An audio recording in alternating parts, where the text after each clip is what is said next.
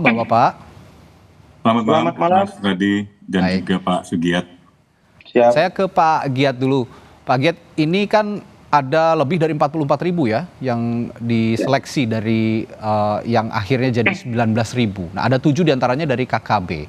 Sebenarnya apa yang melatar belakangi pembahasan pada saat itu antara DPR dan pemerintah melatar belakangi untuk memberikan amnesti kepada 7 orang ini?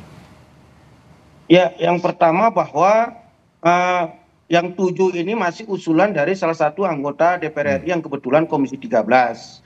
Kalau yang 19.000 itu nama yang sudah diproses, diverifikasi oleh Kementerian Imigrasi Permasyarakatan berkolaborasi dengan Kementerian Hukum. Oke. Tapi secara prinsip yang kami pahami dari kebijakan pemberian amnesti massal ini dari Pak Prabowo Subianto, pendekatannya adalah kemanusiaan, demokratisasi, dan rekonsiliasi.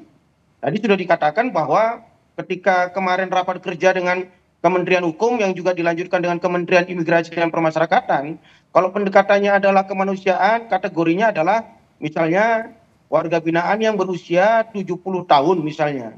Itu secara kemanusiaan alangkah lebih baiknya jika dia bisa berkumpul dengan keluarga, apalagi kalau sudah dianggap berkelakuan baik kan.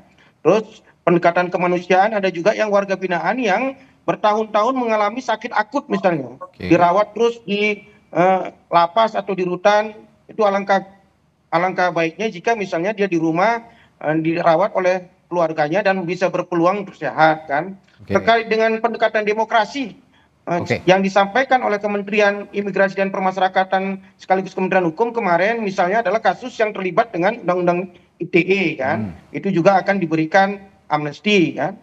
Nah, terkait dengan rekonsiliasi, kalau yang 7 napi tadi, saya pikir pendekatan kemanusiaan tidak bisa karena mereka rata-rata masih usia produktif kan. Yang kedua, pendekatan demokrasi mungkin nanti bisa dikaji oleh pemerintah kan.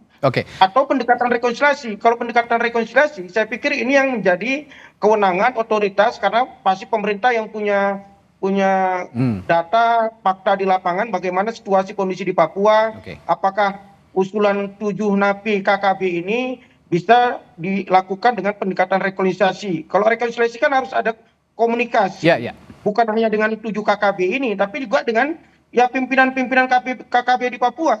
Apakah dengan diberikan amnesti dari 7 napi KKB ini juga akan bisa meredam konflik yang akan terjadi di Papua? Saya pikir pemerintah yang punya data situasi di lapangan. Prinsipnya adalah kemanusiaan, tapi ada kaitannya dengan efisiensi anggaran nggak sih? Mengingat juga banyak lapas yang over capacity nih, Pak Giat.